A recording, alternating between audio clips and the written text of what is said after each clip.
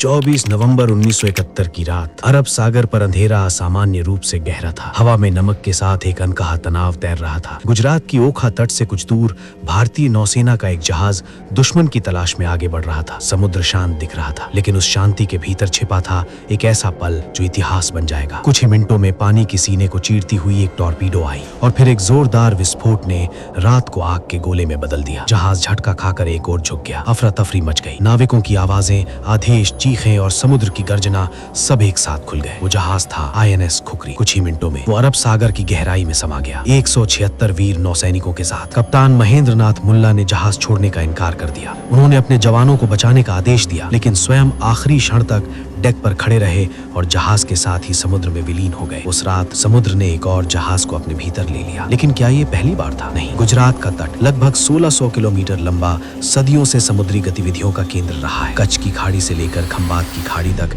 ये इलाका व्यापार, युद्ध और यात्राओं का साक्षी रहा है। यहाँ से जहाज अरब देशों, अफ्रीका और यूरोप तक जाते थे। सूरत कभी हिंदुस्तान का सबसे व्यस्त बंदरगाह था। विदेशी व्यापारी यहीं से अपने जहाज भर कर ले जाते थे। लेकिन जितना ये तट समृद्ध था, उतना ही खतरनाक भी। खंबात की खाड़ी में ज्वार भाटा इतना तेज उठता गिरता है कि समुद्र का स्तर कई मीटर बदल जाता है। धाराएं इतनी शक्तिशाली होती हैं कि बड़े से बड़ा जहाज भी दिशा खो सकता है। कच्छ की खाड़ी में उथले क्षेत्र और छिपी चट्टानें समुद्र के नीचे एक अदृश्य जाल बुनती हैं। ऊपर से शांत पानी और नीचे घात लगाए बैठा खतरा। इतिहास गवाह है, कई व्यापारी जहाज यहाँ तूफानों में फंसे, कुछ रेत की बदलती धाराओं में अटक गए, कुछ चट्टानों से टकराकर टूट गए। समुद्र ने उन्हें निगल लिया बिना कोई निशान छोड़े। मुगल काल में सूरत से निकलने वाले जहाज कभी कभी अपने गंतव्य तक नहीं पहुंचते थे। अंग्रेज और डच अभिलेखों में गुजरात के तट को चुनौतीपूर्ण बताया गया है। कई बार अचानक आए तूफान जहाजों को पलट देते थे। नाविकों के लिए ये केवल व्यापार नहीं, जीवन मरण का संघर्ष था। कच्छ के तटीय इलाकों में आज भी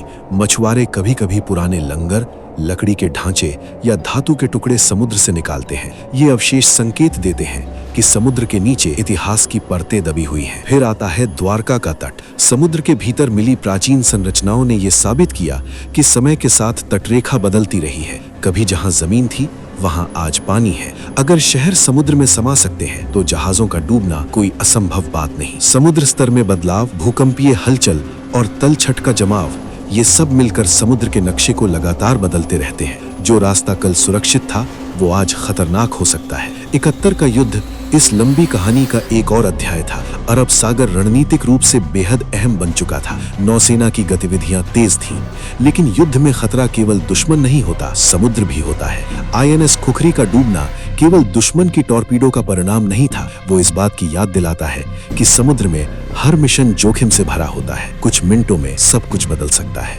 आज भी अरब सागर के नीचे खुखरी का मलबा मौजूद है, एक मौन स्मारक की तरह। वहां न कोई शोर है, न कोई हलचल, केवल ठंडा गहरा पानी और इतिहास की खामोश गवाही। लेकिन खुखरी अकेली नहीं है। व्यापारिक जहाज, छोटी नावें, औपनिवेशिक काल के पोत, कई कहानियां समुद्र की तह में छिपी हैं। आधुनिक तकनीक के बावजूद कभी कभी मालवाहक जहाज तूफानों में फंस जाते हैं। अरब सागर के चक्रवात अचानक ताकत पकड़ लेते हैं। लहरें कई मीटर ऊंची उठती हैं और उस समय इंसान की तकनीक भी प्रकृति के सामने छोटी पड़ जाती है। समुद्र रहस्यमयी इसलिए लगता है क्योंकि हम उसकी हर गहराई को नहीं जानते, लेकिन जो हम जानते हैं वो भी कम नहीं। गुजरात का तट केवल पर्यटन स्थल नहीं, ये इतिहास का विशाल संग्रहालय है जो पानी के नीचे छिपा है। हर डूबा जहाज एक कहानी है, साहस की, महत्वाकांक्षा की, गलती की या बलिदान की। जब आप शांत लहरों को किनारे से टकराते देखते हैं, तो शायद आपको केवल पानी दिखाई देता है, लेकिन उसी पानी के नीचे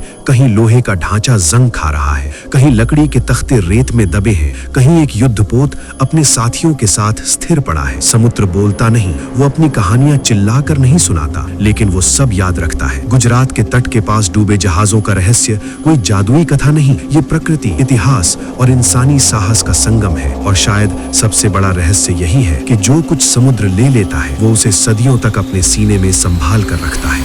अगर ऐसी ही अनसुनी और रोमांचक ऐतिहासिक कहानियां देखना चाहते हैं, तो अभी लाइक करें, दोस्तों के साथ शेयर करें और चैनल को सब्सक्राइब जरूर करें, क्योंकि अगली कहानी इतिहास की और भी गहरी परत खोलने वाली है।